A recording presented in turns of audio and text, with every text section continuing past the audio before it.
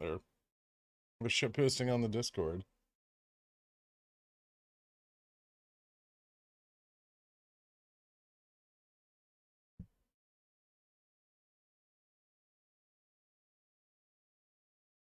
What's up, guys?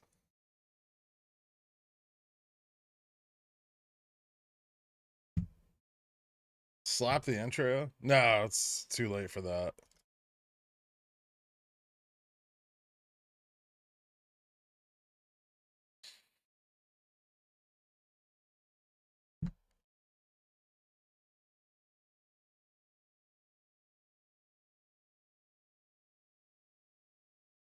What's up, Robin Your Hood?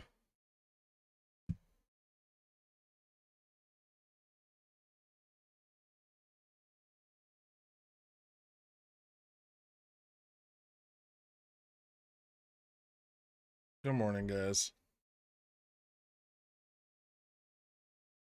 So what do we want to do today? Do we want to just look at posts on Superstock and make fun of them?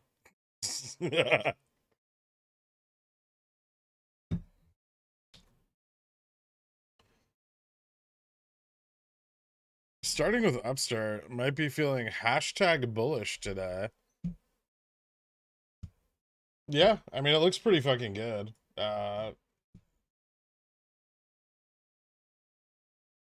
see.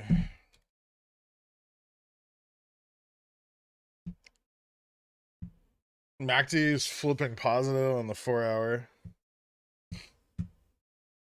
Volume trend is solid. Declining volume all the way into like the end of this week. Man, it traded fucking so flat. Like all week long.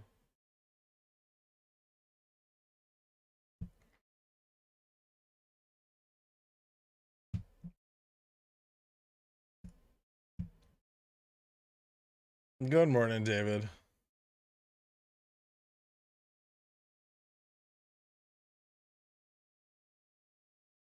Yeah, they found the crime again.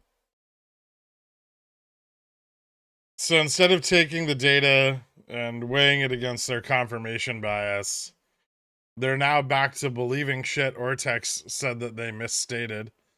And that's proof that the short hedge funds rug pulled their DRS numbers, their precious numbers.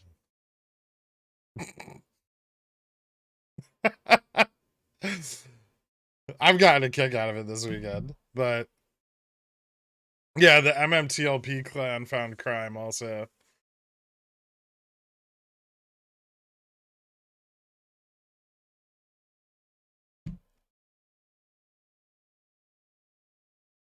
All right, finally get fired soon. You better make Jimmy and Upstart run if you want to keep getting that sweet $99 every month.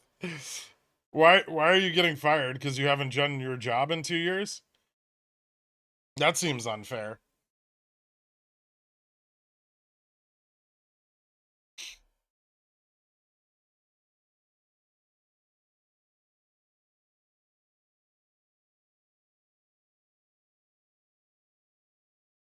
I'll look for next week's CPI and FOMC and the impact of SPX. Yeah, we can talk about that shit. So CPI is coming in on Tuesday this week, pre-market 8:30. So far we're tentatively holding this uptrend. We had a little bit of a sell-off into the end of the day on Friday, but I think it was more just a weekend sell-off. We'll see how futures look tonight. Remember, there's still a bit there's still a bit of space between ES and SPX right now because it just rolled to the forward, like the forward contract switched to March on the 8th. So we're still kind of in the roll expiration period. Futures get a little wild around this time. Tomorrow it's really hard to say what's going to happen. I don't think we're going to pull back too hard simply because there isn't enough leverage short positioning to the downside yet. But obviously good CPI data coming in would be a big boost, probably push us back towards that upper resistance, and then it'll weigh heavily on the Fed's decision on Wednesday, which happens around 2 p.m. Personally, I think they're just going to move forward with the 0.5 increase. I think it's priced in. I think much more weight is going to be put on what the Fed's decision moving forward is going to be. Are they going to pull back? Are they going to halt rate increases? Like an announcement of an intent to pivot even would be extremely bullish. Are they going to go with 0.75 since the price of the market's up? I mean, it's possible. I don't think it's very likely, but either way, we've probably got a couple more days of highly erratic chop.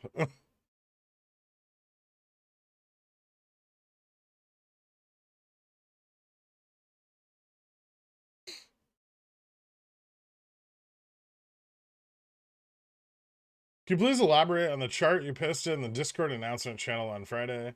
I'm too smooth to read it. That's okay. That was intentional. It's the weekly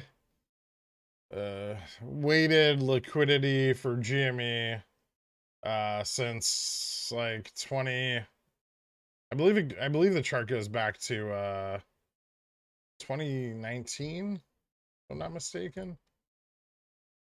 2020.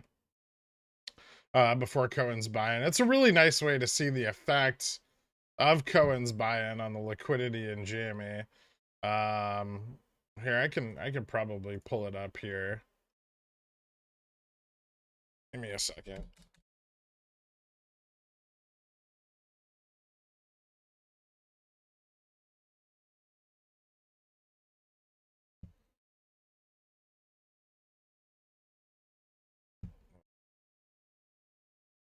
Oh, nope. Hold on. I fucked this up.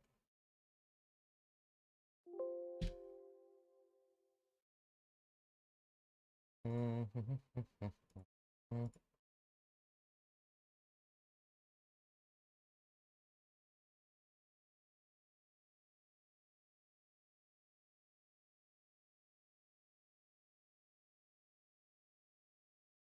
right, there we go.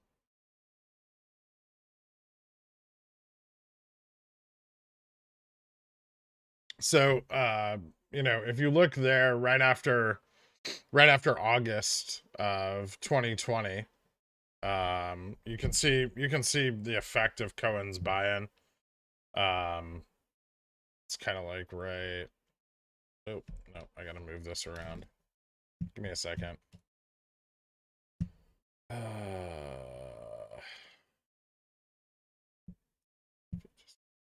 Okay.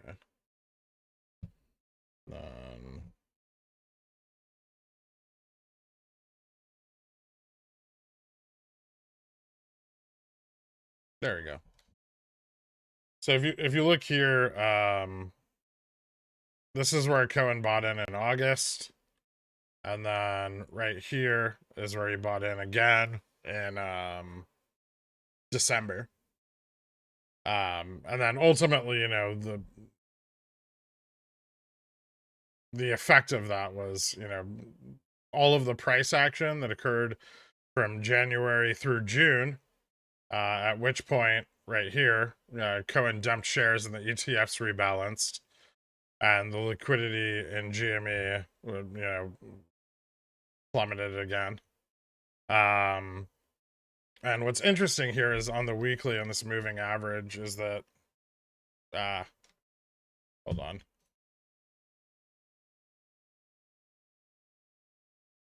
You can see that we're starting to move back above that moving average for the first time since, well, January of 2021.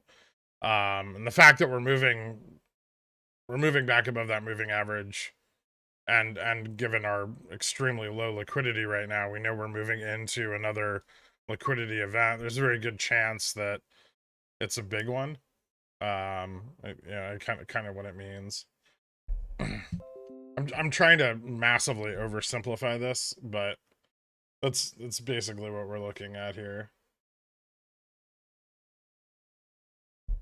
So the realization of that liquidity could be very significant.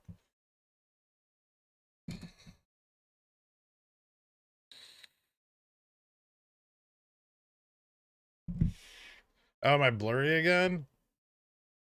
Yeah, the camera doesn't like my new chair. Hold on. Uh, okay, there we go.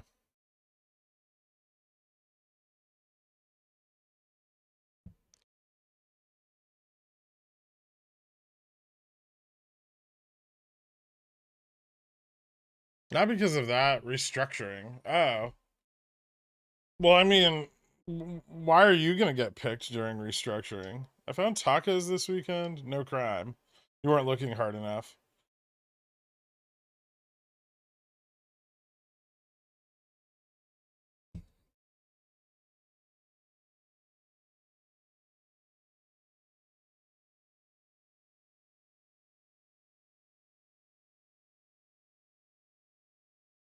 Yeah, I know, Matthew.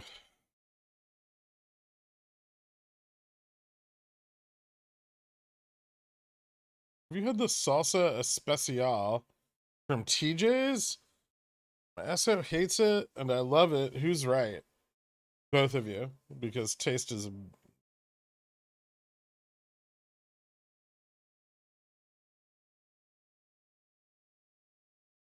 No, you know what? You are. That works better. The trashiest of trash British PFOF broker, T212, for some reason or other, showed a bump in Revlon price. Anything remarkable going on with Revlon? Thanks. Yes, it's not coming home. Sad face. Yeah, I saw that. I have no idea. Probably a bug. Weird shit happens with OTC stocks since they're traded like broker to broker. So I guess like because the exchange is broker facilitated. So a data error like that could be more important, but you won't know until Monday, right? We'll see if that repricing is realized across all of the brokerages.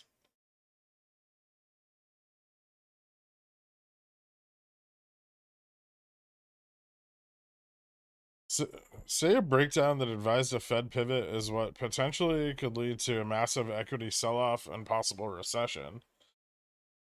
It's possible, yeah. I mean, the long-term effects of their rate increases have yet to be felt. So at some point before those are felt in full, they're going to have to pull back rates in order to begin affecting their soft landing, right? So they actually want to start pulling back rate increases. So rates have been going up, right? And this causes the size of the economy to shrink, right? And at some point here, they're going to start lowering rate increases, right? But they probably kind of want to do that before the effect is felt. Because if they do it too late, we're just going to get a crash, right? And they're going to fail in their goal of generating a small recession and the economy recovering.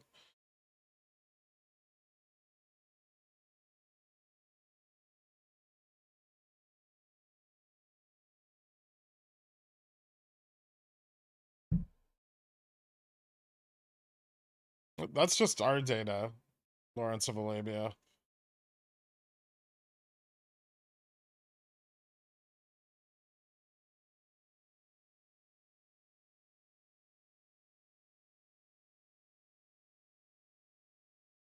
Do you like Upstart Jan's 1750 CSP? Like for a synthetic long position or just to sell them? I don't hate them. I mean, I think the price will go up between now and January. You'll probably have opportunities to get out of them. I've sold a few CSPs in the money on Upstart. It's good profit.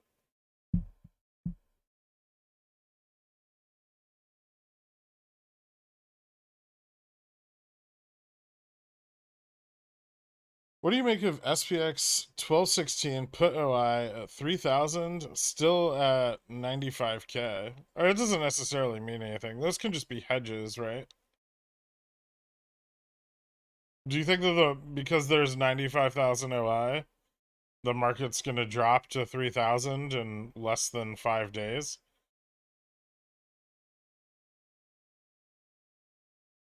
It'd be cool. I mean, I have puts, so I'd be all right with that. But I don't think it's gonna happen.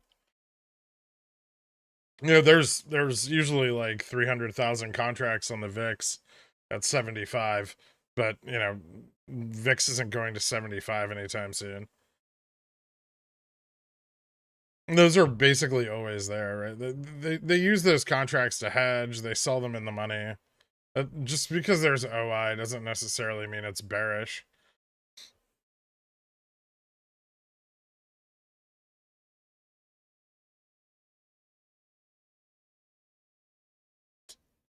Thoughts on timing for the liquidity move? Well, I mean, I think GME is already moving towards a liquidity event. Like we're already seeing liquidity begin to revert back to mean. They pulled back on that on Friday pretty hard. But once it starts, once that covering starts, it's unlikely we're going to see it stop until it's fully realized, right? Like we saw the same breakdown in March and May of liquidity.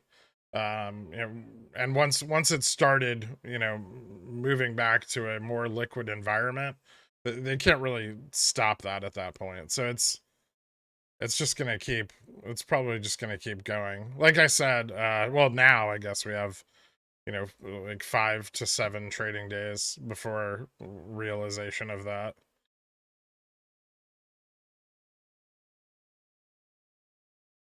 Maybe sooner, depending on the FINRA obligations, but within the next 5 to 7 trading days.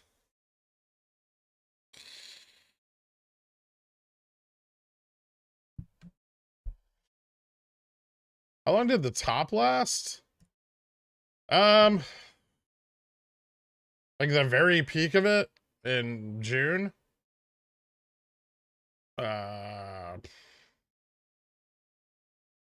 Like 2 weeks.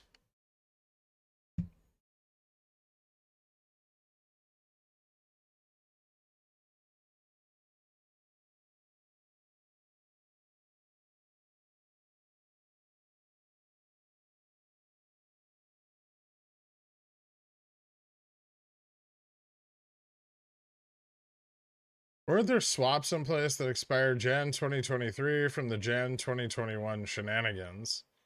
Not that anyone's proven exist. There's swaps, but that doesn't necessarily mean anything. There's always swaps. GME's swapped all the time, every day. That doesn't, yeah, I don't think that plays into a lot here.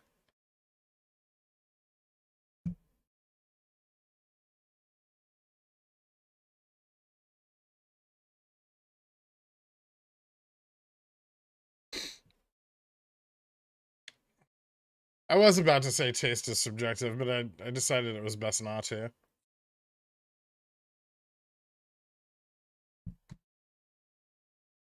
Have there been liquidity events? Maybe not to the degree, but moving above daily moving average for Upstart with the buybacks, and was it Viking Capital buying in? Yes, we can kind of estimate where their buy-in occurred, Visceral. Or at least sort of. We can kind of see where they might have bought in, I guess. That's the best answer because we don't know for sure. Obviously, 13Fs can be reported well after the fact. But yeah, some liquidity came from that buy-in. I think there was some share buyback that occurred right after earnings on the drop down to like $13-14. There was the brief resolution of Reg Show where we see them washing liquidity with the ETFs, And then since then, liquidity on Upstart has just gotten worse. There's been no significant improvement.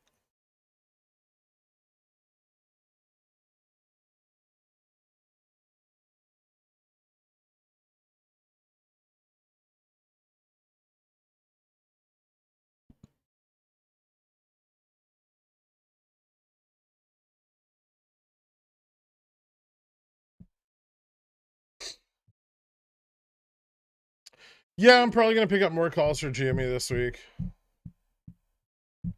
Probably after SLD, the middle to latter half of the week. Do we think there's a good chance Upstart will do something over OPEX, or should we start planning a roll from Jan 2023 out further? Well, Upstart is less liquid than GME, right? And so the momentum, it doesn't need as much momentum to move from extremely low liquidity, right, rapidly to higher levels of liquidity, right? GME, is, especially after the split, is fairly liquid, right? So seeing it move from these peaks of low liquidity, and then kind of hang up and then move a little. Usually, a lot of this price action or this release of liquidity occurs with no price action, right? And then once it starts to get within a certain range, that's generally where we see OPEX occur. If you look at the liquidity charts that I posted before, you can see that we don't really start running until after that has gained some momentum. A lot of that has to do with settlement delays and things like that. Like they're clearing out liquidity, and we can't see it in the price action, but we can see it in the liquidity estimates.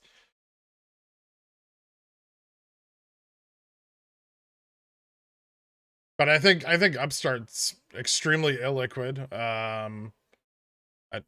I don't think they can carry on what they're doing much longer, and OPEX is strategically the best time for them to clear those positions. Because they're, well, first of all of their puts expire on the 16th, right? So harder to suppress the price after that without rolling into a new position.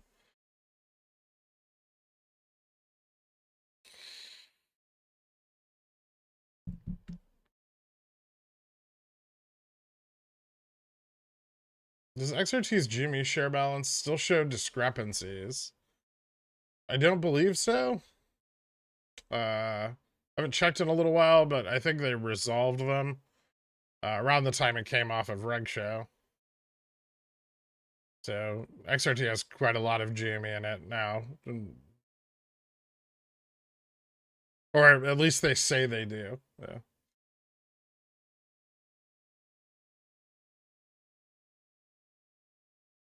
How's the data on Upstart condiment charts?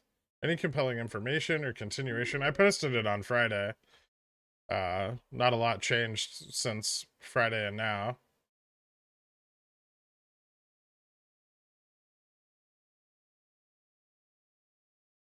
If the last spike on that chart ended when Cohen released shares, it actually ended when the ETFs rebalanced. The ETFs sold off far more GME than Cohen did. Cohen's share offering was 5 million shares, right? But the ETFs sold off about 8 million shares. And so there's a small drop when Cohen begins to sell shares. And then liquidity falls off really hard during the ETF rebalance.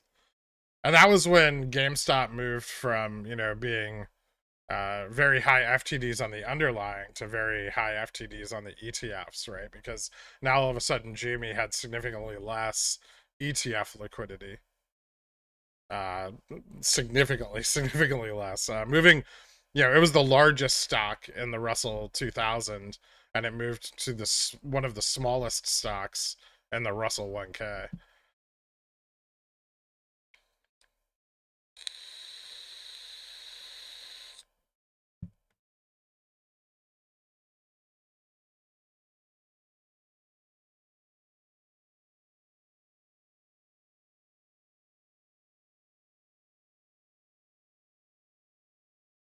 That'd be a 99% on this last rally, which, Hestia, I don't know.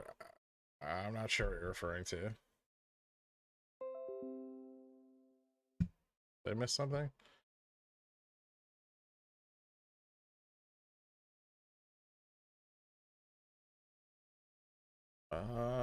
Is Fubo still getting walled off by puts? Yes, very much so. I'm getting Bobby flashbacks where it keeps dropping to new lows, and CCs are just not worth the risk of a correction. I agree. CCs aren't worth the risk of a correction. You could sell CSPs and keep hoping that it doesn't drop further and you don't get assigned. But getting assigned at these prices isn't necessarily a bad thing.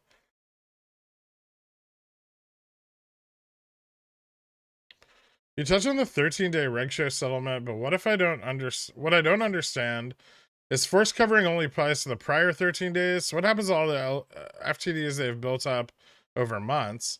The force covering only applies to the first day of failures. So to get on reg show, you have to fail for 5 consecutive days, right?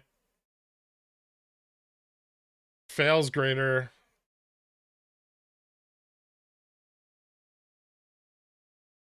0.5% of the shares outstanding for 5 consecutive days, and then you get listing. And then after 13 days,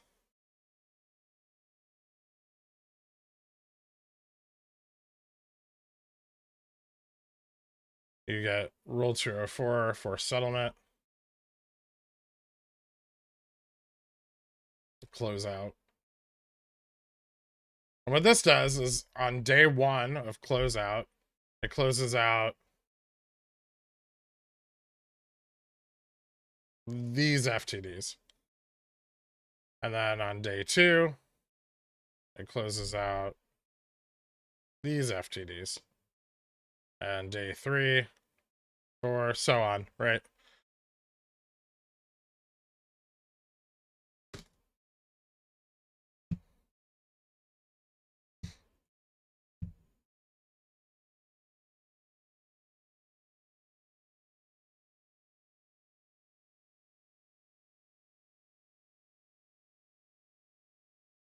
And that continues until the stock no longer fails enough to be listed.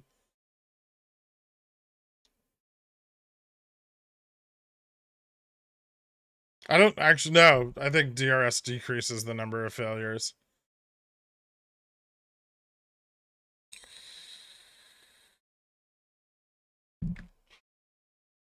I think we actually have enough evidence now to prove that increased DRS has only decreased the number of failures on GME.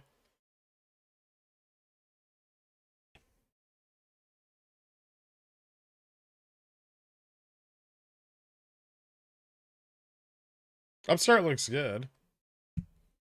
Upstart is extremely illiquid. It has not begun moving back towards a more liquid environment. So we're not seeing the same reversion to mean that we're seeing on GME. But on Upstart, it can happen much faster. It has a much smaller float. So on stocks where we have really much smaller float sizes, less than 60 or 80 million, those reversions to mean happen much more quickly. It also may not have the same amount of pushback because it's harder to control the price on Upstart, right? Due to that lack of ETF liquidity. I mean, it's still only like 1 million shares of Upstart in ETFs, which increases its rate of failure. Those CNS pipelines are not as efficient when they're trying to wash or launder FTDs.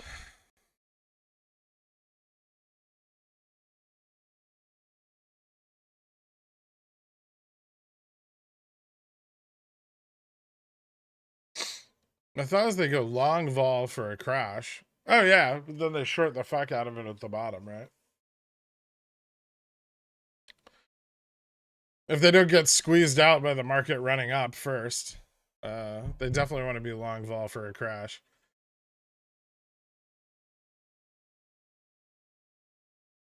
If Jimmy runs for liquidity, do you believe it could run in a similar to August ETF FTDs. I think it would have more volume. It's significantly more liquid than it was at that point in time.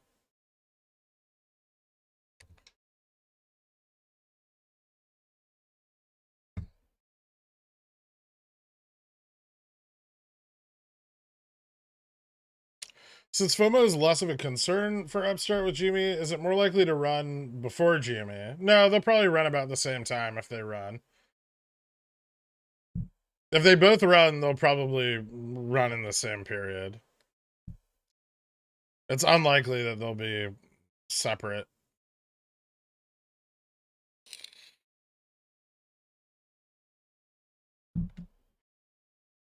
Hear the VWAP and VUPS pair you posted aloud before you end the stream today?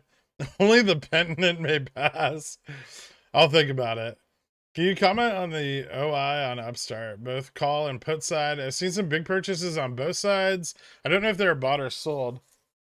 I can take a look at the data as of Friday's close. Obviously, Friday's fairly important, but let me take a look. I know we were seeing earlier in the week we were seeing some synthetic short positions rolled into synthetic long positions, which could be a very good signal. We're starting to see gamma exposure kind of close a gap, which is possibly a reversal in trend.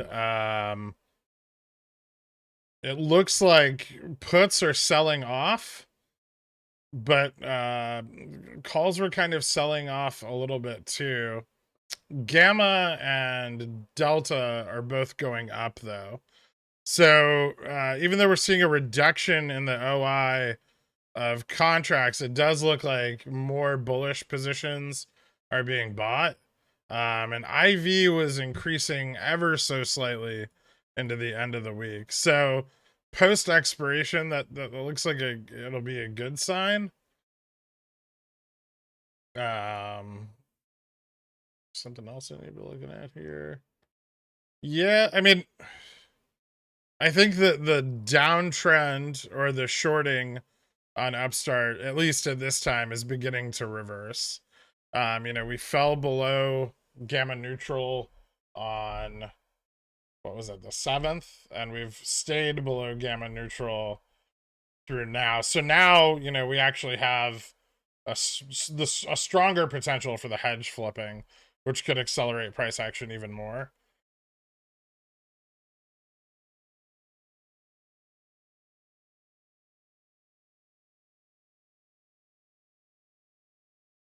Can you come on?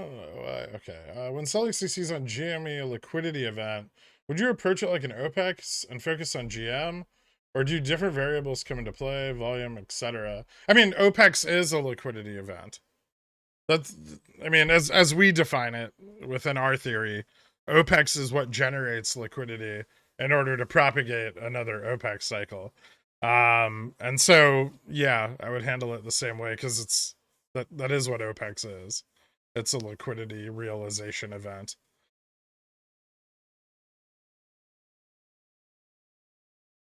So they, over time from shorting, they use up all the liquidity, right? And then in order to do that again, they need to restore liquidity, right? Because they run out of they become unable to short eventually. Eventually and then they can no longer control the price. They can no longer hedge the upside, right? So it's in their best interest to restore liquidity so they can short again. When using trailing stops on SPX 0 DTs, how much space do you give yourself? It depends what my goal is. Like, if I'm fully bought into the position, I'm gonna, set a predefined risk. If it's like a 0 DTE, it's probably gonna be a little wider because they're very volatile. Their premium is very volatile. But if I'm still building the position, I'm not gonna set a stop at all, right?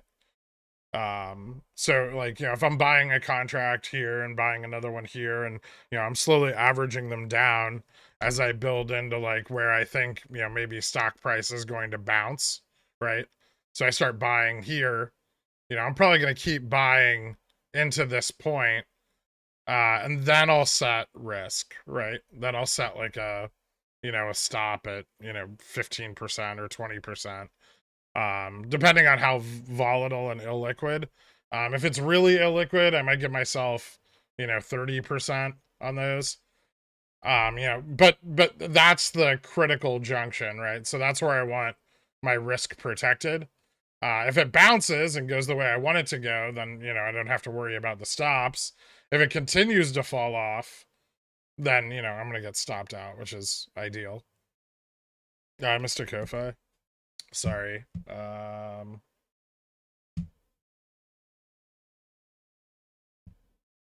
There's some other screens open right now, so it's... Hey, man, you missed it, Kofi. Okay, I got it. Hi, Gerg. I have a June 3700p I bought on Friday. Do you think it's a wise plan to hold it for the long term? Because I'm really concerned about the next big leg down. Could come anytime, but also if it shoots up to 4200, it would go down like 50%. Do you ever hedge your long-term puts? Yeah, you can hedge them by buying shorter dated ones or ones closer to the money. You can hedge them by buying calls. If you think the market's going to move up, but you want to continue to carry that short position, that short exposure, you can buy at the money calls to protect, the upside move. You can sell those at the top and then use that capital to average down your now seriously underwater put position, right? And then you have more leverage to the downside and a lower cost basis on that leverage, right? So let me try to explain it like this so it's easier to understand. Say we're going into the Fed meeting, right? And you have June 3700p. I have no idea what the premium on these is, but I'd imagine it's high. And you're down like 10%, right? You can buy, an at the money call for, give yourself like 14 DTE or something. And then if the market moves hard against your long-term position, right? This call will become more valuable, right? And however much it moves up over the next 14 days, provided you're in the money and you stay in the money, you can then sell that at the top and then use the proceeds from that to average down this, which is now at negative 50%, right? And then you'll have 2x of these contracts for June, down like 25%.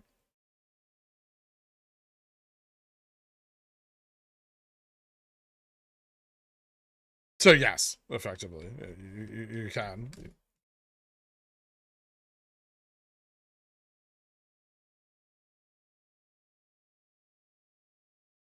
If you think the market's going to continue to move up, and your thesis for a drop into June is gone, then you can just close out both, and the call helped offset that loss, right?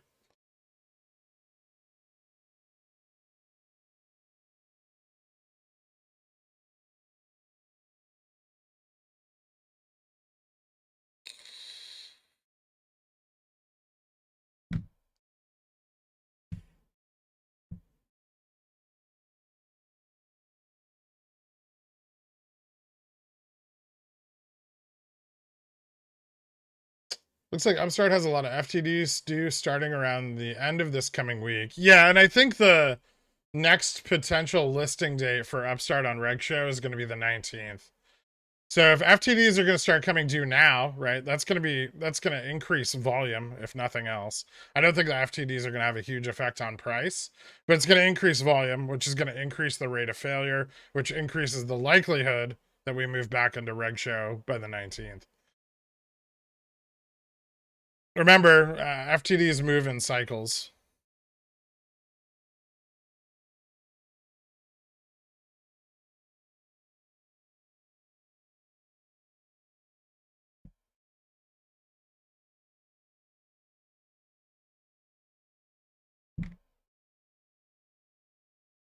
Are the metrics of liquidity you and the quants calculate something that hedge funds also follow? Or is it unique to the pickle jar? Depends on the fund. It's something that market makers would follow. Their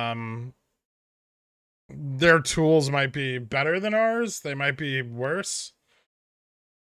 I don't know. But they do have similar tools.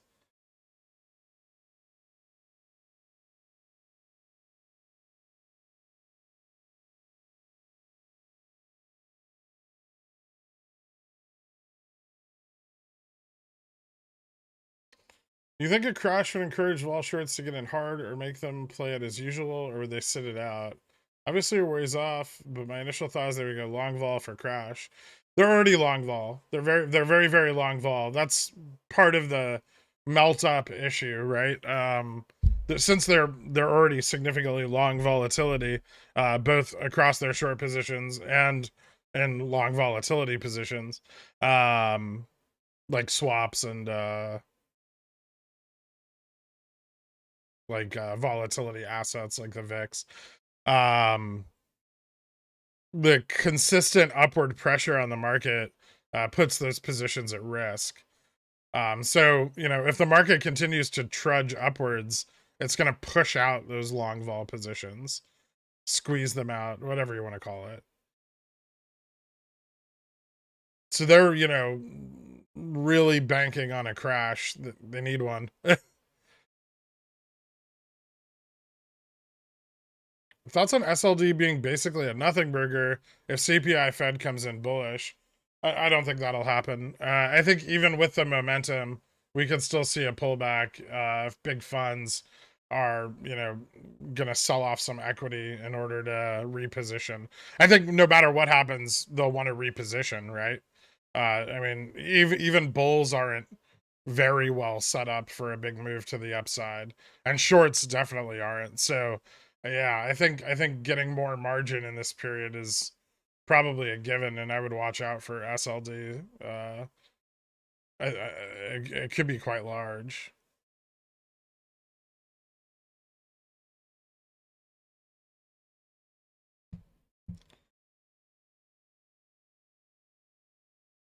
Sold my MMTLP at a decent price. Nice, man.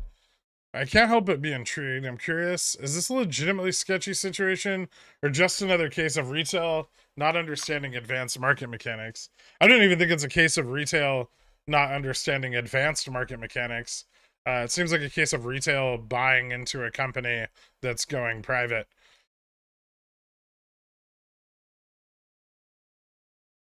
Unlike the Revlon situation, there was not a binary outcome to MMTLP going private. The only outcome was it going private.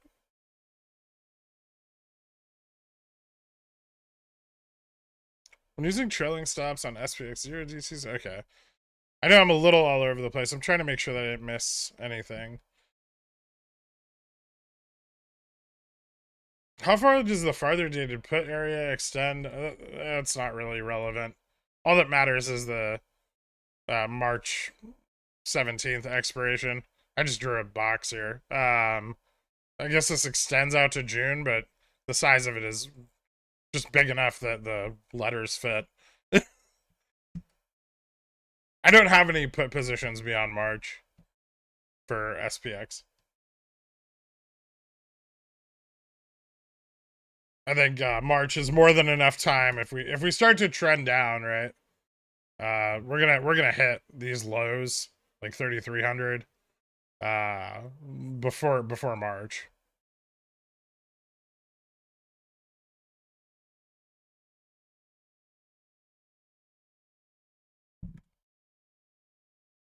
To determine net delta position, you just look for strikes with higher delta and their expiries. No.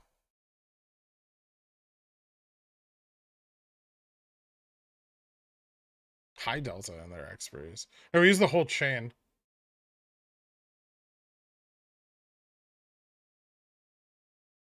You're talking about like where delta neutral is? That's delta neutral on the entire options chain, all open contracts.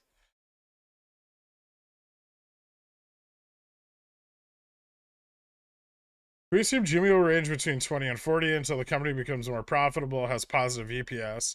Asking in terms of wheeling it. Here's the deal with GME. I think it's going to keep doing what it does until one day it doesn't. Eventually, one day, there will be enough buyers on the low end that it'll go up, probably for an OPEX, and it just won't come down again. That's the most likely scenario, and that'll be probably multiple quarters of positive EPS, a significant shift in short-term profitability. If they gave some fucking forward guidance, we'd already be trading it at 2 or 3x multiple, but they don't, right?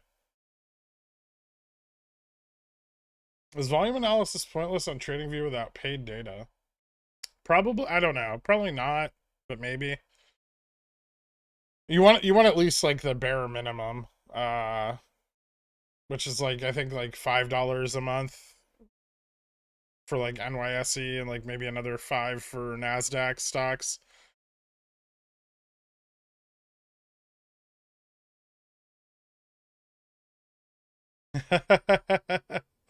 Can you elaborate on how liquidity is reverting, but there's not been any significant price action? The initial part of the return to mean, or the revision to mean on liquidity, does not create price action. There's settlement periods. The realization of that liquidity has yet to come. So we're seeing liquidity restored in secondary markets, but not the primary market. Eventually, we'll see it restored in the primary market, and that's when the price moves, right?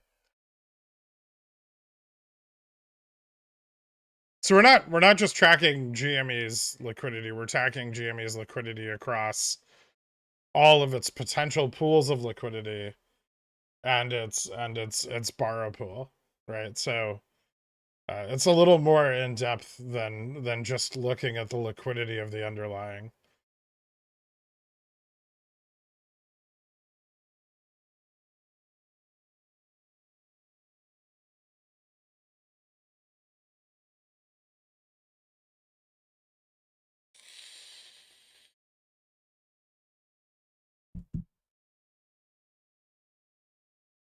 The CPI is good. Can we get another 5% SPX run again? Maybe.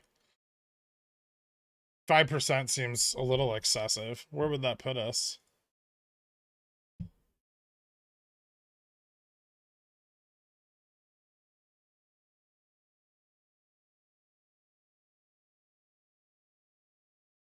So, okay, from our current price, I could see 5%, like 500 BPS, but I don't think that's going to be realized in one day. I don't think long positioning is set up well enough for that to occur. That'll depend on short capitulation, though, right? We may not see another day like we did, back here on the 10th, or the 3 days from like October 21st. But it'll, like I said, it'll depend on short capitulation. Some of the short positions are much further dated right now, but they're also very far out of the money. A lot of them are, the bigger ones are down here and much further dated. But if all of this short positioning collapses, right, that can lead to a bigger upside. I think if CPI data comes in good, you want to be long exposed to SPX, probably for a number of days.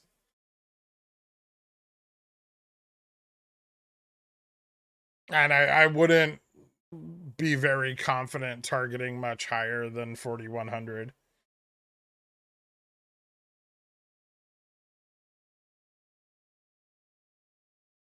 At least not right now.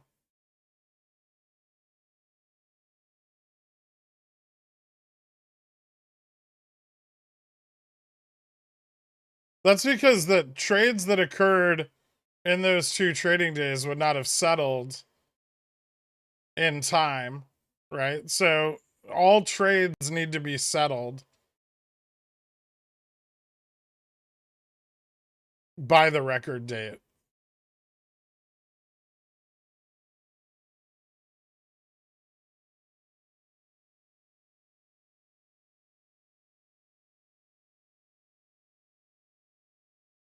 for MMTLP, Devarama.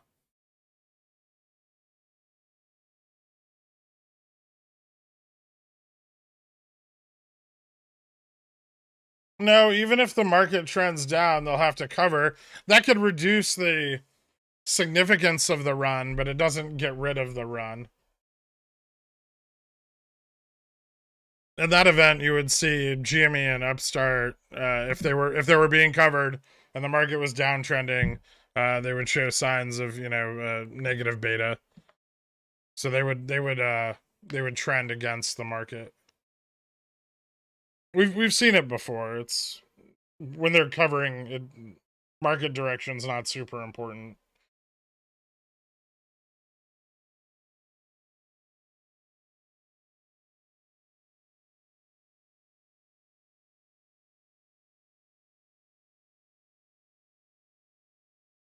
Based on historical precedent, equities tend to stabilize chop prior to feeling the worst inflation effects.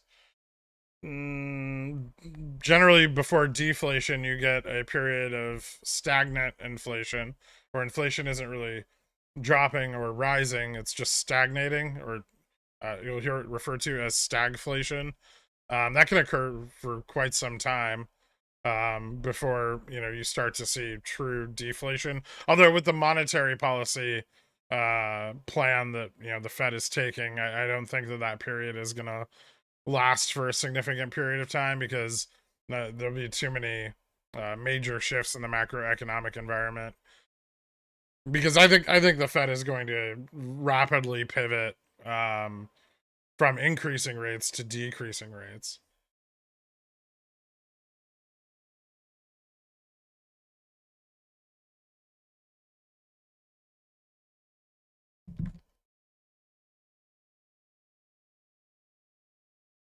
Is crypto about to die? BTC and F look like they're barely trading.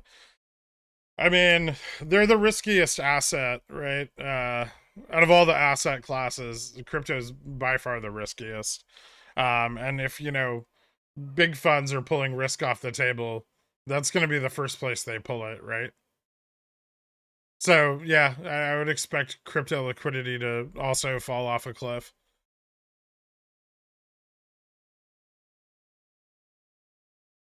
It may be quite some time before crypto revitalizes.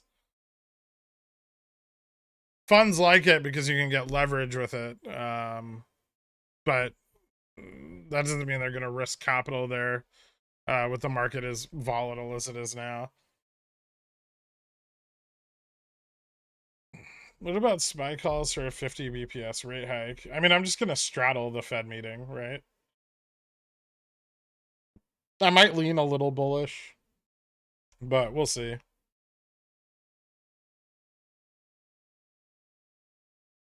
Did you have finance friends while learning how to trade, or did you raw dog into some heavy reading? Both.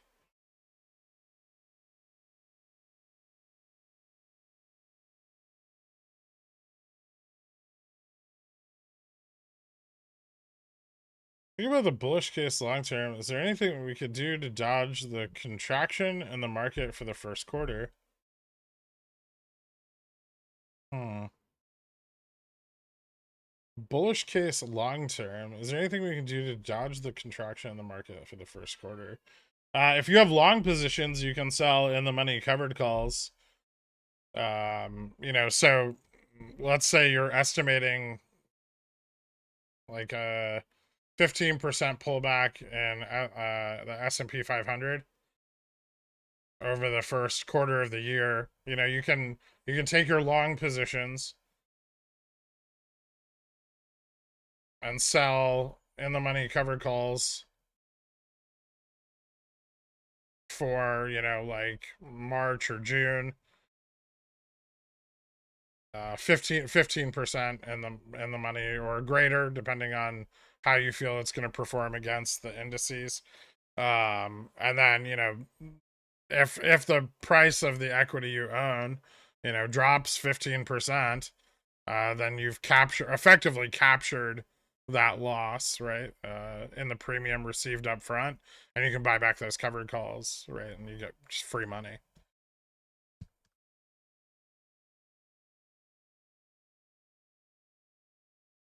Of course, if it keeps dropping, that's bad.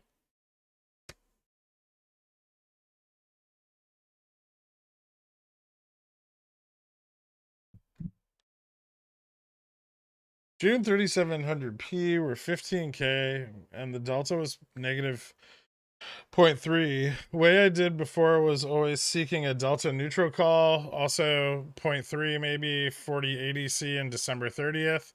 But usually they still lose money and not at the same pace. I mean, you're forgetting about like the effective theta on delta there, right? So the theta is decaying much more rapidly. Ideally, you would have the same expiration if you're trying to match the delta hedge. Otherwise, you need additional leverage.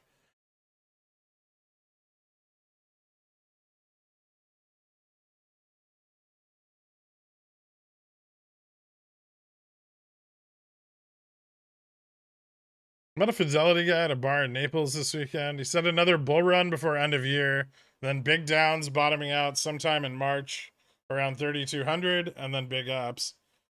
I kind of agree with that assessment. Not far off from what I'm thinking. Might be a little later than March before we see a bottom, but around that time. Sometime I think between the beginning of quarter two and the end of quarter two.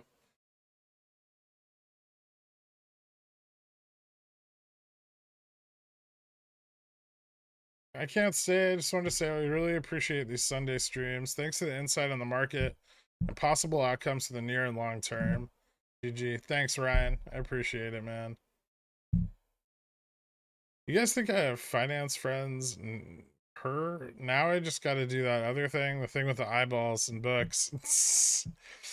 I mean, I have a lot of friends in finance who are worse traders than people in the Discord. Um, not everyone in finance is like an active trader. They're actually more and more. There's fewer and fewer of them, but some of them are also just idiots. I mean, look at positioning and stuff going into the like the 3,500 test in October here, right? When me and the quants were like calling for a bounce, and we are trying to tell everyone that the market was going to go up. But every major analyst, every bank, they're all fucking at this point leveraged to the downside, right? There are very few people betting on a reversal. Everyone was thinking we were gonna hit like 3,400, 3,300, and then maybe even stagnate at those levels, right? Um, and so just because they're in finance doesn't necessarily mean they know what they're talking about. And yes, they do have millions and billions of dollars of other people's capital.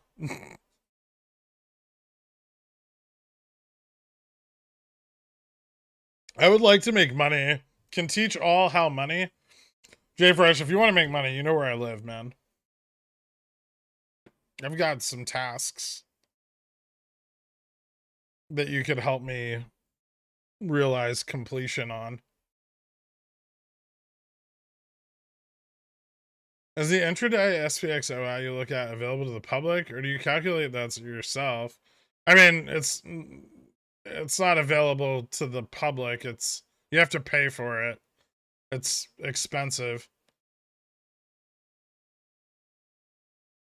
And honestly, not worth it.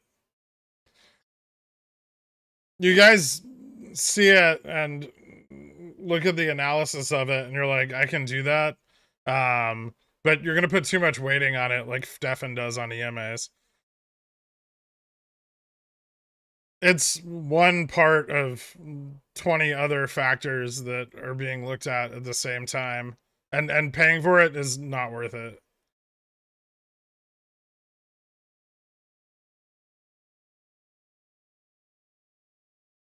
If you're making 200 300 grand a year in the market, sure. Otherwise, yeah.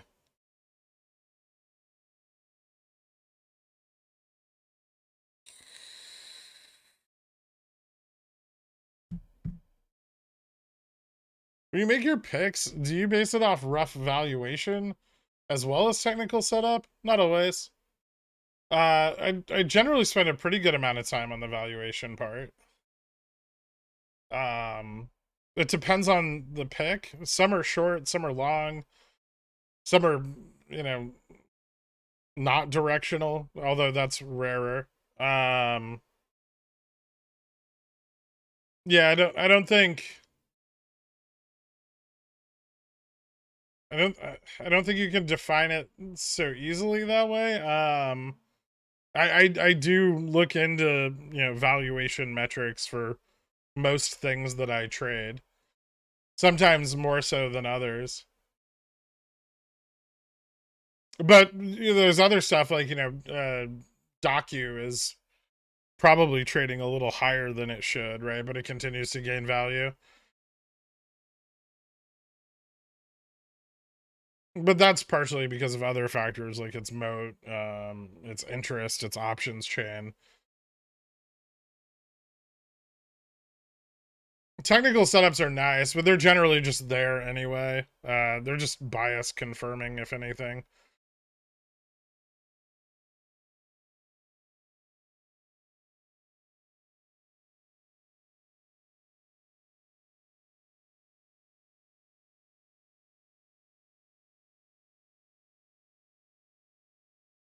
The way Greg describes it, some people in finance sound like that old joke about what you call a guy who graduated last in his medical school class. Doctor? Yeah, worse, because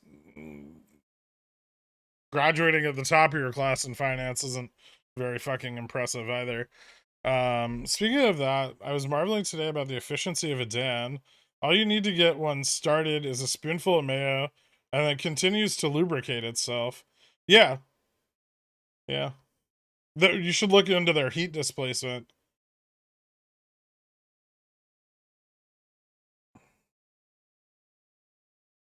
I've already put, man, I don't have any disdain for MMTLP.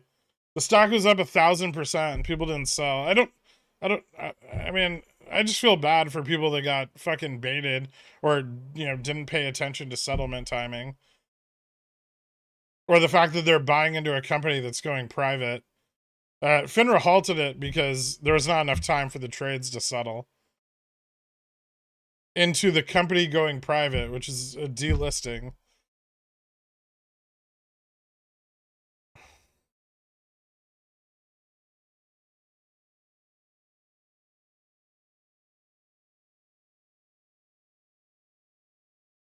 What it sounds to me is like the market mechanics were overlooked by a large swath of investors who obviously didn't know fuck all about the market. Hence why they thought that their shitty preferred dividend stock was going to $1,000. Um, and they got rug pulled. They got rug pulled hard, I'm assuming.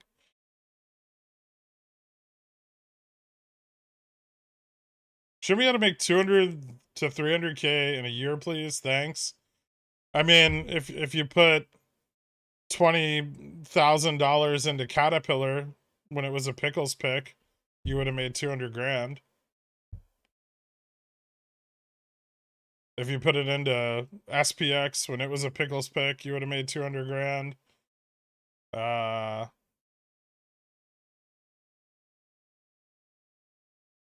if you put 50 grand into Dole, you would have made 200 grand.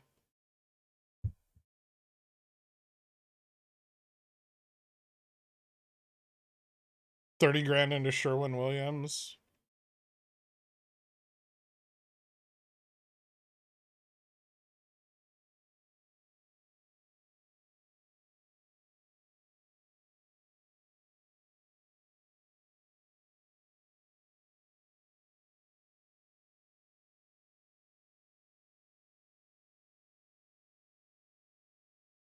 I fully caught up, and now you don't sound super fast and higher pitched. I've been lied to.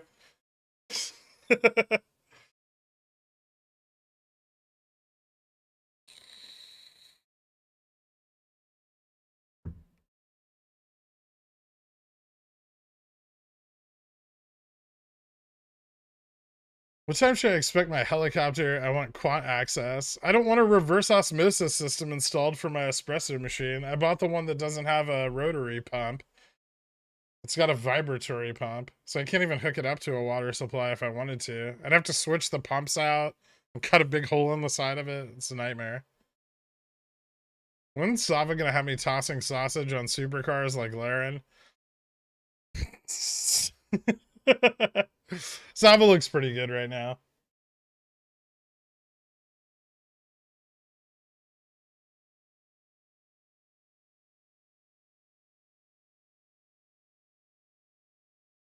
I became an inside track member at Harbor Freight this weekend. Is this what it feels like to be a pigeon whale? Possibly. Do puts cost same like shares? Dork, you know the answer to that as well as I do. If you had 50k in Baba, you would have lost 10%. Yeah. Well, depending on where you had your risk set. Technically, Baba was up briefly. I also didn't sell when it was up, but it was up. There was a point at which it was up like 16%.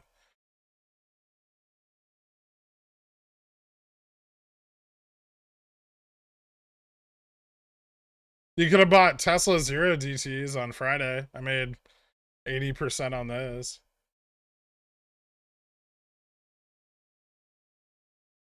Docu was tight. Yeah, it was a good one.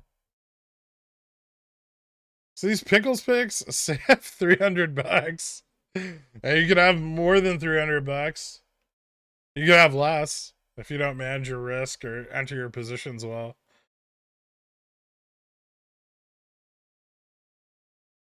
Well, actually, I turned 10k in Rev into 100k, and then I lost it all.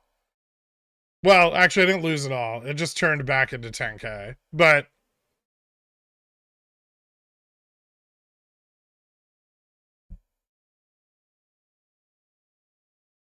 Jimmy to 2750 this week. Options seem to suggest so.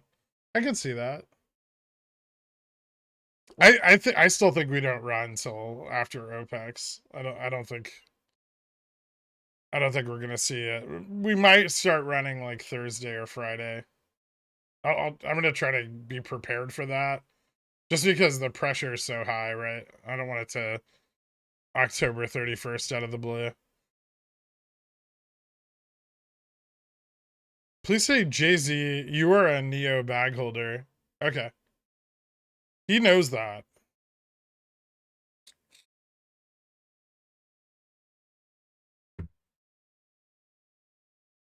I understand the 200k question isn't really a good one, but I don't think people should have held those pickles picks that long, but instead should have exited earlier and repositioned, right? I mean, I repositioned on the cat run a couple times, but I didn't exit nearly as early as a lot of people did. I think people are way too paper-handed with their in-the-money calls that they had lots of theta on. So overall, I would say most people mismanaged it. There were some people that didn't. There were some people that, like 15x, 20x on Caterpillar, for example. But yeah, I mean, you've got to weigh the fact that you're deeply. I mean, I understand not everyone can exercise when they're that deep in the money, depending on how much leverage they have. But when you're that deep in the money, sometimes you just hedge, right? You don't need to, especially if you have a lot of theta, you don't need to just sell out of the position. But I'm talking more the move from like 160 to 200 than from 200 to 230, 235. The position from 160 to 200 was more than sufficient to 10x options contracts. If you'd repositioned, you would have 6x'd again. So you could have turned, 20,000 into 200,000 and then turned 200,000 into like over a million. 1.2 million.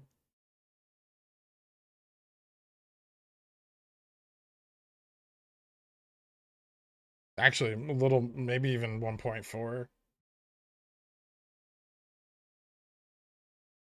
Takes a lot of balls to do something like that, though.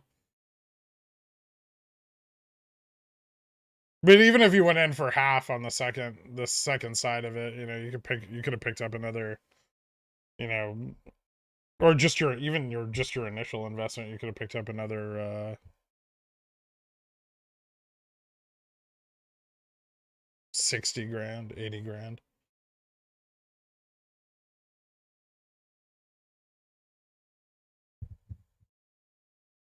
Well, it's on Netflix this week. Very index exposed and not entirely reliant on its options chain. Although the options chain continues to look bullish. I have farther dated calls on Netflix at like 315. I sold some of those off on Friday. I held some other ones. I'll probably position into it again. Maybe after SLD though. And depending on, I don't want to get too much exposure all over the place before the Fed meeting. So I'm gonna write up Pickle's picks this week, but keep CPI and the Fed in mind, and probably don't look at building up any significant exposure until those are resolved, because they will dictate the course of the indexes over the next probably like couple weeks.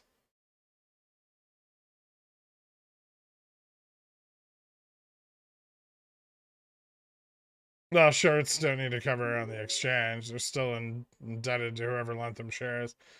So overall projection for end of year is bullish after CPI and FOMC to your target on the chart. At the same time, helping basket stocks for potential OPEX, and then full port into March June puts after Christmas. That's one of the reasons you only entered 20% of your puts. Yeah, well, not the only reason. Obviously, it could drag out longer. We don't really hit stride on like S&P 500 earnings until late Jan. So, even by early January or mid January, I may not be fully entered into all of my put positions.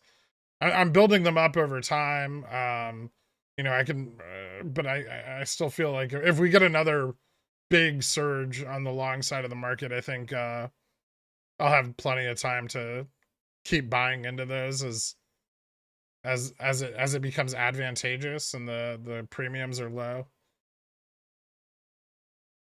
If we get another big push out of this Fed meeting, we could see VIX drop back to like the $12-15 level, right? At which point puts will be very cheap.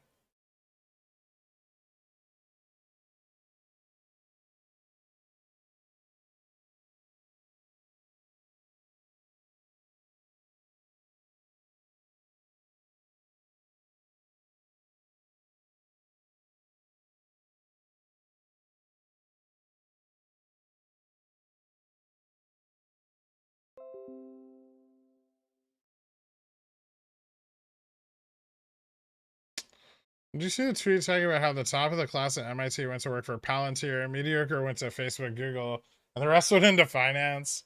They were discussing the behemoth that is SBF.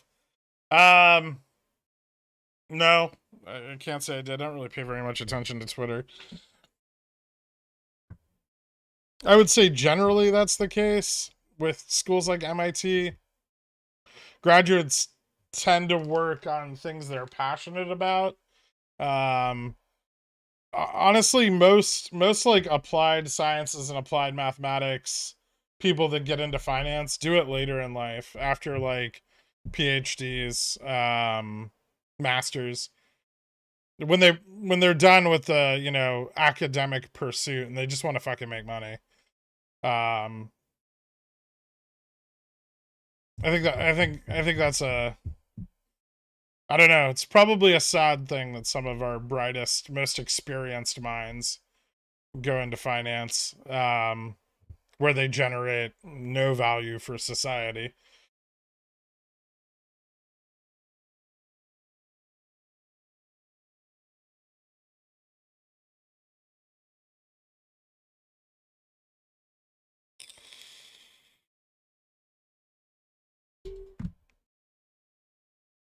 If it did October 31st out of nowhere, it won't, because let me make this clear.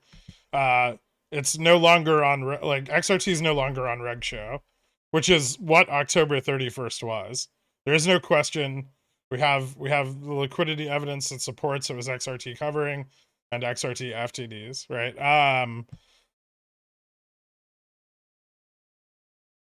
The thing we're scared of over the next 5 trading days, right? This week, is that a different FINRA deferral is used, right? So our expectations are for the same deferral that was used in March, which is 30 days. If this is the case, we'll run for December OPEX, right? No issues, right? Just easy to time and everything. The difference being in March, the settlement and the holiday fell on the same day. And for November, the settlement fell before the holiday. So if this requires a different Rex code, then there is some potential that we could see that settlement occur earlier than December OPEX. And this is the thing, we still have to just wait and see what happens. But yeah, I mean, there is potential for something to settle before OPEX. So keep that in mind. I don't think the current IV or price make it very hard to position around both eventualities or both possibilities.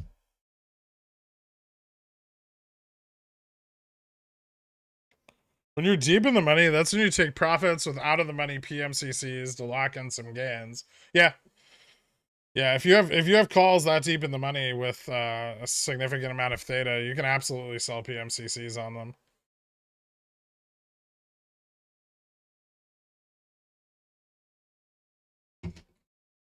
That's right, Yago. A win is a win. You're not wrong.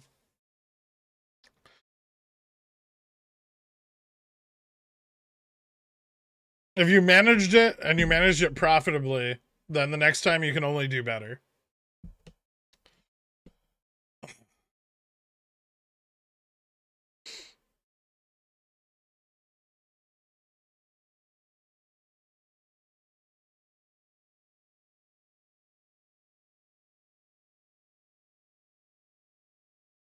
It's not that there's way more money to be made elsewhere.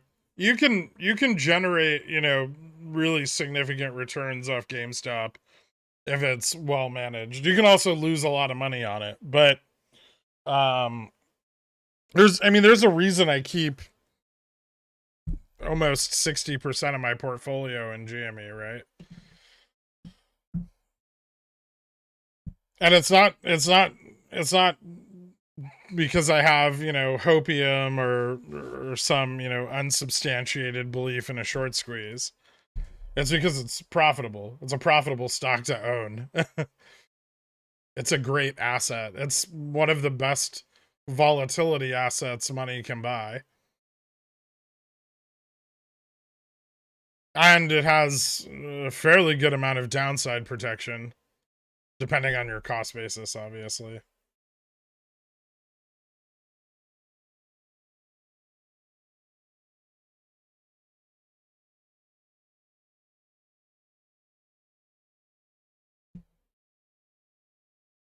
You should never full port into anything, but the next time Cat is a Pickles pick, is 50% of the port too greedy, given how consistent Cat has been?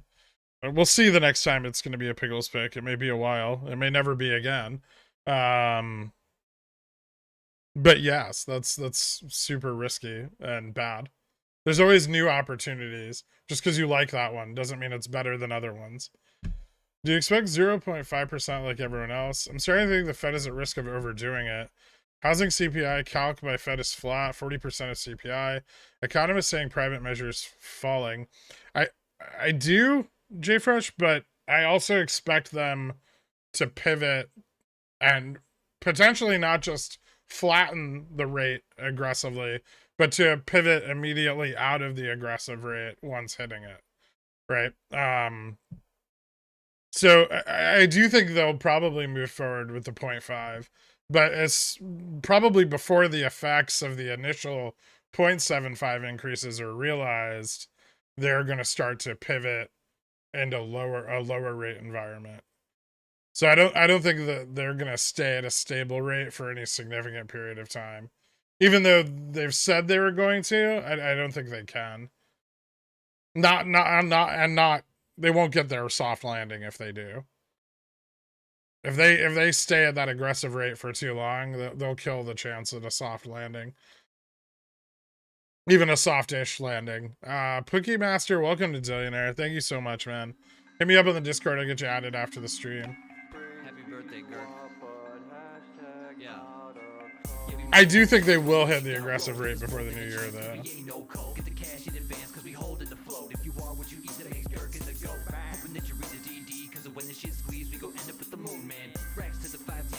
At IBK already, and how many CCs hurt your margin balance? Or is it just limited to the CC plus cash again? It's just the. It should just be the strike plus premium. It shouldn't hurt your margin balance beyond that. So you should have once it goes in the money, you should be considered to have that cash on hand, right?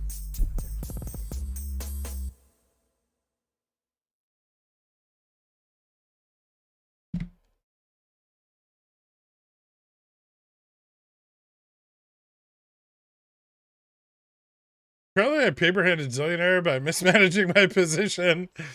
All good. Bring on the accelerationism. I wrote this comment on the John. Nice, dork. Rig show right on T plus period for upstart and deferral would be wild. I agree. I think it'll be pretty interesting, them trying to keep it off reg show and also potentially cover obligations. The simultaneous realization of that could be quite spicy. How does GME OPEX get kicked to Jan or Feb? See, there's always a new rule change that can get pushed through. I don't think it will. I think we're already starting to see liquidity revert to mean. So I think the run has already begun. At least based off what we're looking at.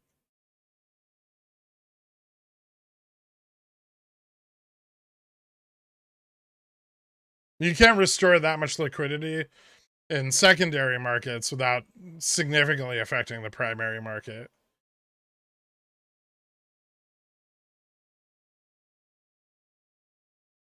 Jimmy's spicy as fuck. Yeah.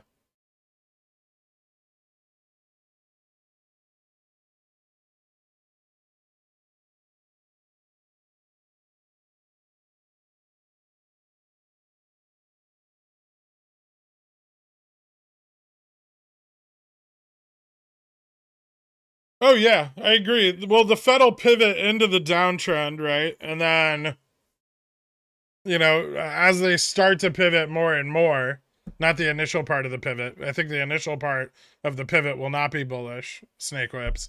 But I think they will start to pivot. And then following that pivot, we will start to see the effects of those concurrent rate increases, not only in earnings, but in collapsing margins and lowered PEs across the market. But as they begin their pivot out into the end of the year, I think we'll start to see earnings begin to improve from their low in quarter one, quarter two.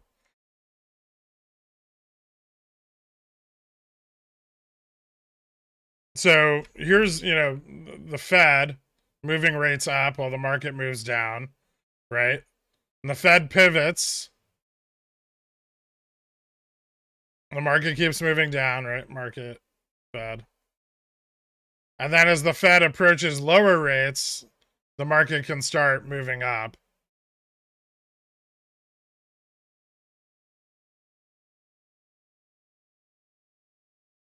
And this is probably going to be most of next year, maybe even into 2024.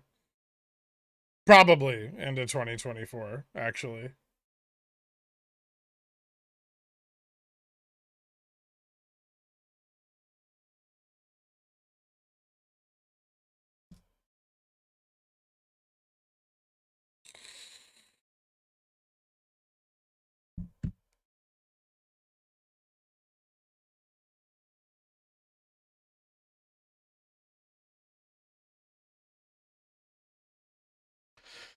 If Jimmy runs another successful OPEC cycle, which covered call and expiration and strike would you look at, especially if you want to reduce my cost basis significantly? I mean, I would stay 5 to 10% above the previous low, which for this cycle, you know, I think we've seen it, but we may not have yet.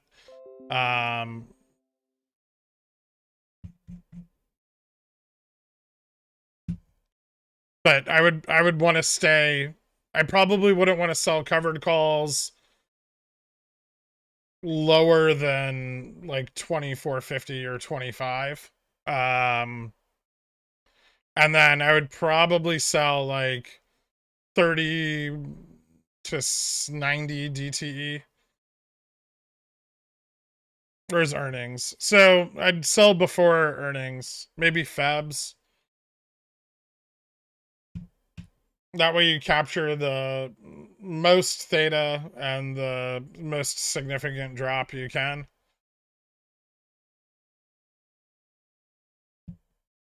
The theta reduces your risk of early assignment. And by targeting that price range, we're very likely to see that price range again, I would say.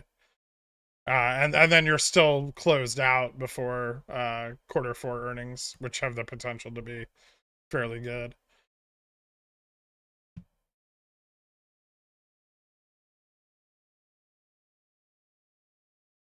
Have you gone over the bullish post you made on Friday? Yeah, I went over it earlier.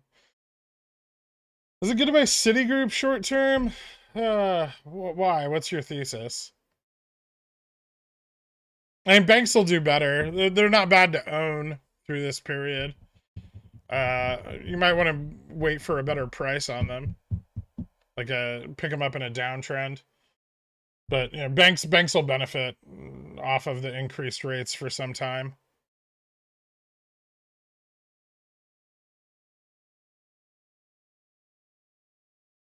Could we see a 75 rate hike with a forward statement suggesting a lower rate hike next month? I mean, 75 is kind of the max. I don't think they'll hit it that hard. They start to put a lot of other asset classes in a serious amount of risk if they go with another 0.75 rate increase. Another 0.75 rate increase at this point would almost guarantee that we get a crash in a recession.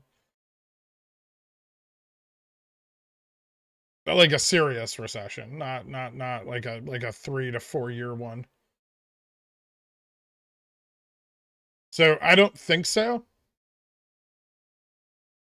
If anything, I think they want to target that aggressive rate no matter what. But I think their desire at this point is to start to pull back. They understand long term the damage that the rate increases have already created. It's just the effects of that have not been realized. There's such a significant time delay.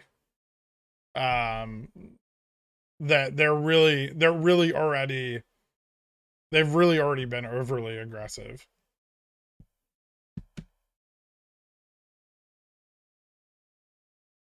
Any price target, usual 10 to 15% above Gamma Max. Always 10 to 15% above Gamma Max. Gamma Max can move up, but the target's the same. You know, on March's run, Gamma Max moved up from like 158 to 180, right? And then we still only beat it by like we topped out at like 198, right? Which is 10%. So it's like the 10 to 15% from Gamma Max is always applicable. It's just that Gamma Max can move up as interest comes in. Is buying 100 shares of SPY for CCs worth it? Probably not. I wouldn't want to own SPY right now. We're in the middle of a bear rally. It seems like a terrible idea. Also, cover calls are awful in a bear market. They're good in a stagnant market, but you know, covered calls are not inherently bearish. They are a more neutral position, actually, right? Because you own 100 shares of the underlying, so you are bullish on the underlying, but you are betting on a bearish outcome in the near term. And so, you know, if the underlying falls significantly, covered calls are not ideal. If you want to buy 100 shares of SPY and protect it with puts and sell CCs against it, that's another story. Or if you just want to invest in indexes as a long-term investor, sure. But these prices aren't the best I think you're going to see for the next 6 months. I think you'll be able to get it a lot cheaper. And I don't know about you, but I'd rather have 100 shares of SPY at $300 than 100 shares of SPY at fucking 390.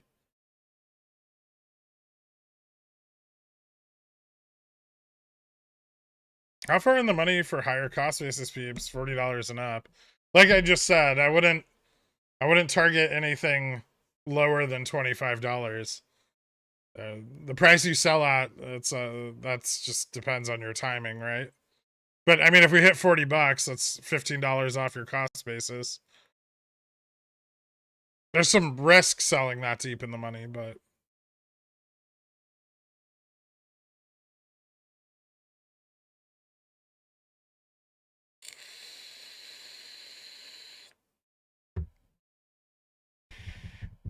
with your long position going into Feb March, are you planning to buy puts and sell CCs? Or is that too leveraged if a move gets delayed?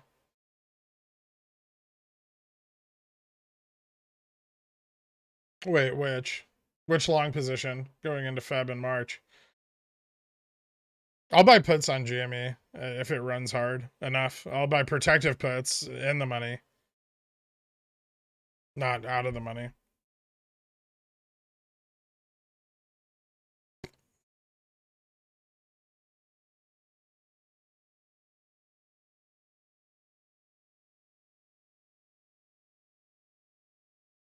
Can you tell me Gamma Max increases intraday? I mean, sort of. You can, see if there's a significant amount of call buying during the day.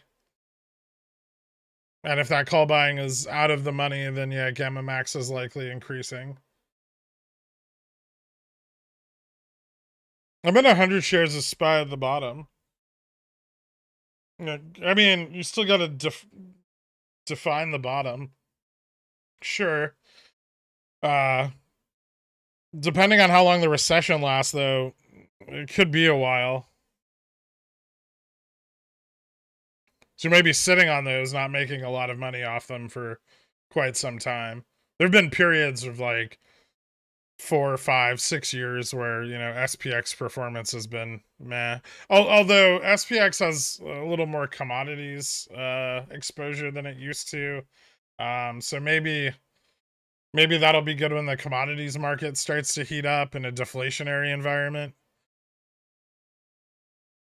I'd rather have exposure to like commodities than SPX, but at the bottom, at least initially. Because I mean, with the speed of information, market crashes and like they don't last as long, or market bottoms, like massive corrections or crashes, don't last as long anymore. But and over time, they're if you compare .com to 2008 and then compare that to like the 1980s or the 1930s, obviously like recessionary periods have gotten shorter and shorter. Crashes have been shorter and shorter. So there is some risk though that the recession drags out. We see a spike in inflation as they're trying to pull back rates, which leads to another period of increasing rates, right?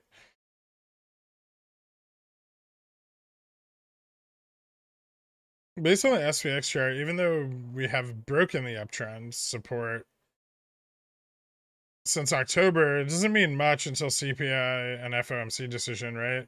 Yeah. Yeah, bullish data and the trend can change instantaneously. That's right. That's where technical analysis fails.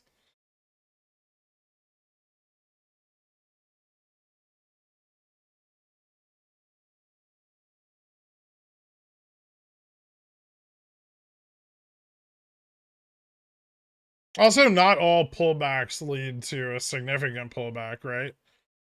Generally, there are some truths to technical analysis here on the SPX, right?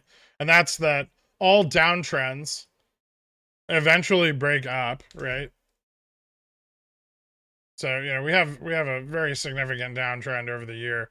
And just because it's been rejected here doesn't mean it has to reject back to the bottom of the trend, right?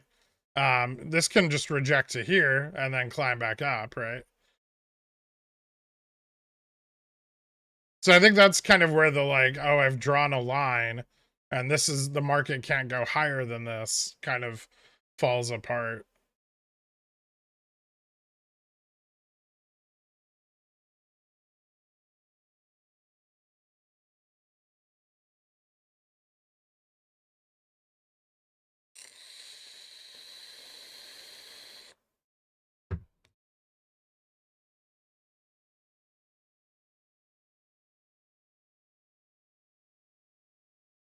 I've chipped away at it.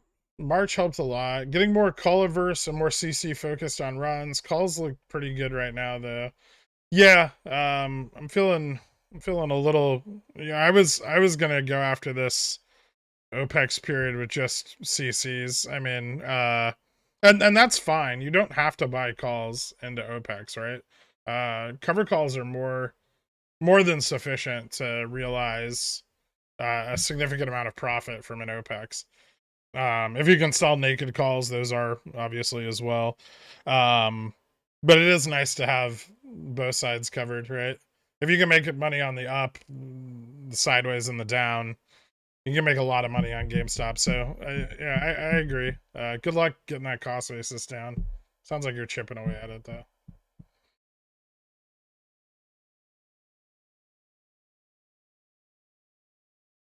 A few things that read suggest quarter four earnings might not look that terrible. If that's correct, the equity crash most likely happened during Q1 2023 reports. It depends on when the companies revise their forward guidance.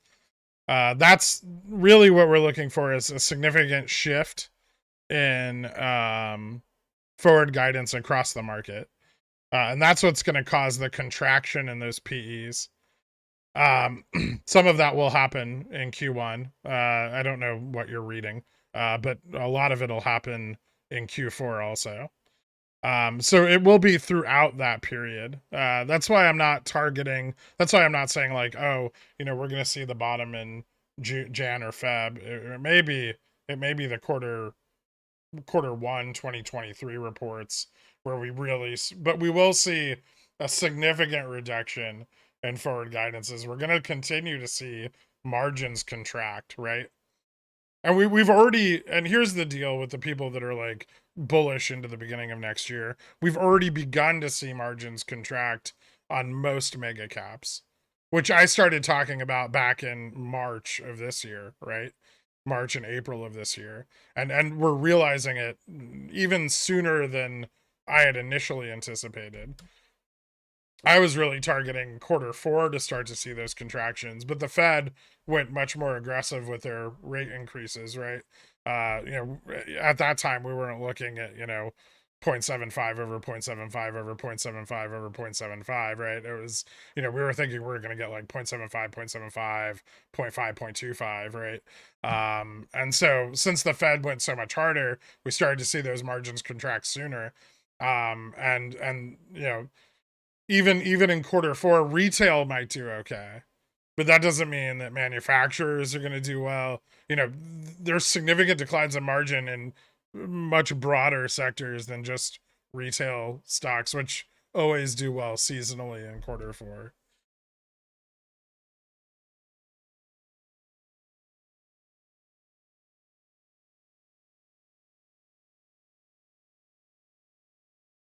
Technical analysis is so odd. It's the wild card when considering other data or fundamental analysis. Well, I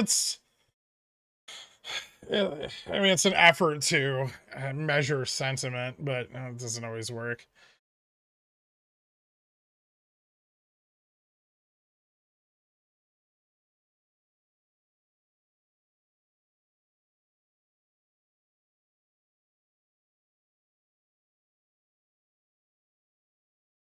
Do you now use the options chain to factor in your plays more?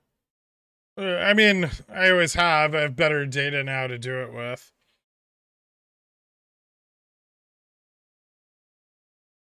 Is the MM a negative hedge? You expect accelerated price action in either direction. Yes. When the MM has a negative gamma hedge, the underlying market that they're making is more volatile because they're selling into falling prices and buying into rising prices, right? So volatility is going to increase. And the longer the MM is negatively hedged, the more volatility will increase. Warrior Gurk wears bear claw necklace with bullhorn helmet or bullhorn codpiece. I don't know. You picture him. Thanks, Squamsk. This was really great Sunday stream. Thanks so much. Yep, and with that, I think I'm going to end it. Thank you guys so much for tuning in. If there's any questions that I missed or didn't get to, DM me over on the Discord. I'll try to answer you by the end of the day. Pickles Picks, obviously, this week's going to be very focused on CPI and FOMC. So remember to take that in mind when planning any paper trade positions or other positions using that information. I will be staying relatively unexposed to shit until the macroeconomic data is in and the Fed's announcements are over. So I'm going to stay probably fairly neutral into the middle of this coming week, at which point I will begin to, position more heavily depending on the data we get. A good CPI may push me a little more bullish, but I'll talk more about that tonight. Again, thank you guys so much. I appreciate all the support. I will see you all bright and early tomorrow morning. See you later, Bad Bones.